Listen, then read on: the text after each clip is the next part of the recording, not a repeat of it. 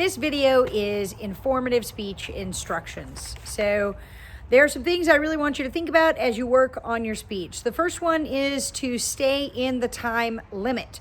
All right, so I want you to look at the assignment, and the time limit is really important. All right, you need to make the minimum and you need to not go beyond the maximum. When speakers are asked to speak, they're given a particular time frame and they're expected to stay in it. It's courteous to the event, it's professional, and if at any point in your career you're asked to give a speech, you're expected to adhere to a certain set of time norms. So that's what I expect too. And yes, of course, there are penalties for going under or going over. You should work to stay inside of that norm. So some other things to think about. In terms of camera and giving a speech on Zoom and on camera, I want you to make eye contact. All right, that is going to mean that you need to look up. It's way better if you work with note cards than if you're working with a full written speech. We can tell when you're reading, even if you've practiced really hard at the reading. I'm looking for some hand gestures. You want to give yourself enough space in the camera that we can see you, and we want facial expressions, all right? Give us some vocal variety. Make your voice enthusiastic or serious. Bring us to highs and lows. Take us on a journey with you through the information that you're giving us, because you think this information is important. That's why you're offering it to us. So it's your job to convince us to listen to you. And we're not just going to do that with what you say. It's about how you say it. That determines whether or not we're going to listen to the entirety of your speech. This is an opportunity. It's an opportunity to give some people some information that they don't currently have, that you want them to have. So you got to put on a show so that they want to listen. Now I want to talk about the content of the speech.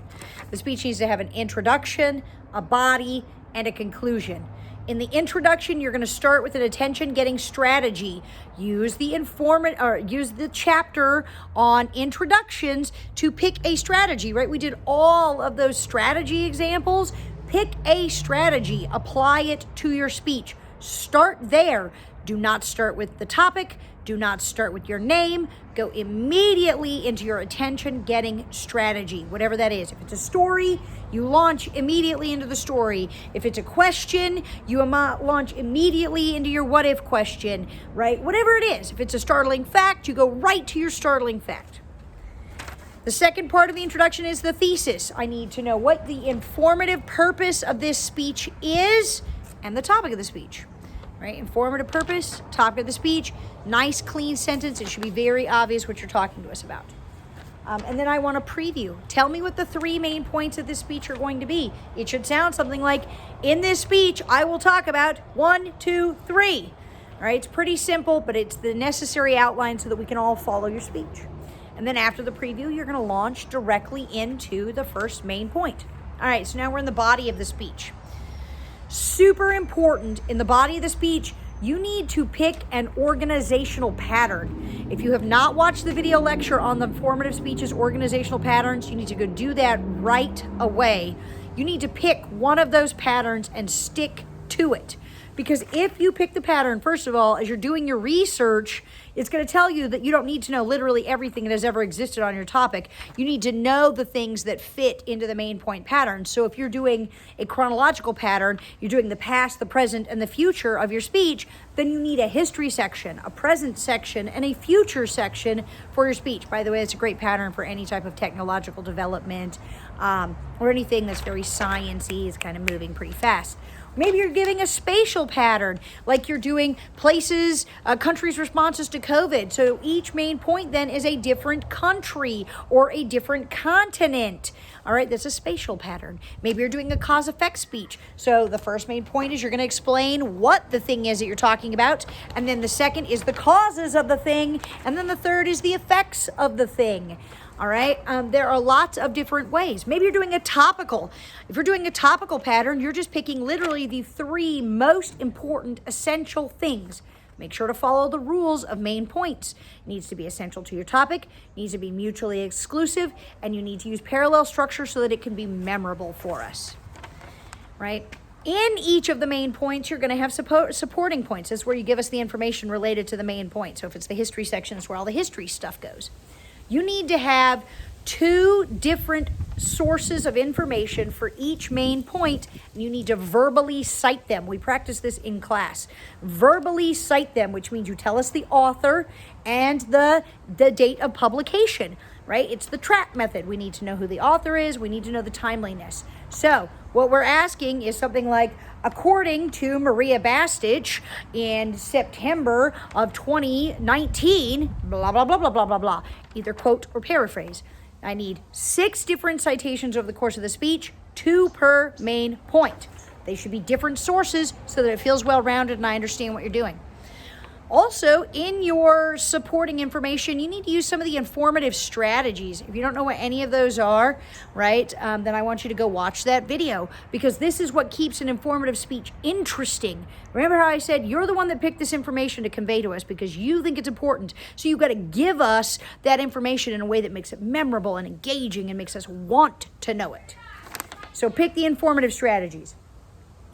All right.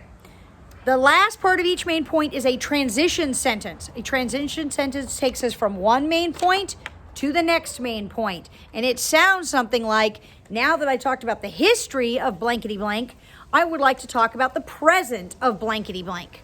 All right? Or now that I talked about the causes of yippity yap, I want to talk about the effects of yippity yap.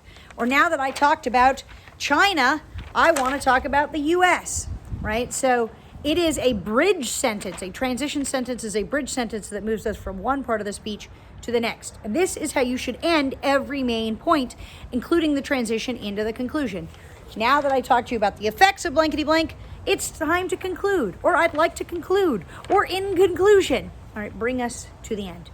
All right, so that's the body of the speech. The last section is the conclusion, right? So you got your introduction, your body, your conclusion. So the first part of the conclusion is you need to review. Tell us what your 3 main points were again, and tell us what the thesis of this speech was again. So you're trying to really help us remember, because you want us to remember the speech. And then the very last section is called closure. This is where you need to come back to whatever your attention-getting strategy was. Don't repeat it. Come back to its theme. So if you told us a story, come back to the central character of the story or the plot of the story. If you told us a startling fact, come back to the core content of the startling fact. Right? If you used an analogy, come back to the concept of the analogy. If you used a quote, come back to some part of the quote. And you're ending here. This is an ending. You're going to give us a feeling of everything is done by providing you a final thought that ties back to where I started this speech. Because speeches begin and end in the same spot. It gives it a feeling of symmetry and of closure. That's why it's called closure. All right. Make sure that you submit your preparation outline before you give the speech. All right. When it's your turn to come up, I'm going to load up your preparation outline onto my computer, and I'm going to follow your speech using your preparation outline. So if you don't turn in the preparation outline before you give the speech, you cannot get credit. There are no late preparation outlines. There is no late credit. All right. I use it to help you follow the speech, and it's how I know that you prepared the speech in advance. It's not optional. It must be turned in before you give the speech. All right. So make sure that you do your preparation outline and that you submit that on Canvas. All right. With that, I hope that you have fun with the speech. All right. If you're going to change your topic, you have until 2 days before the speech to change your topic. And then I can't let you do it because you're just doing you damage. You're not going to be prepared. You're not going to be ready. All right. If you have issues, I need you to reach out to me.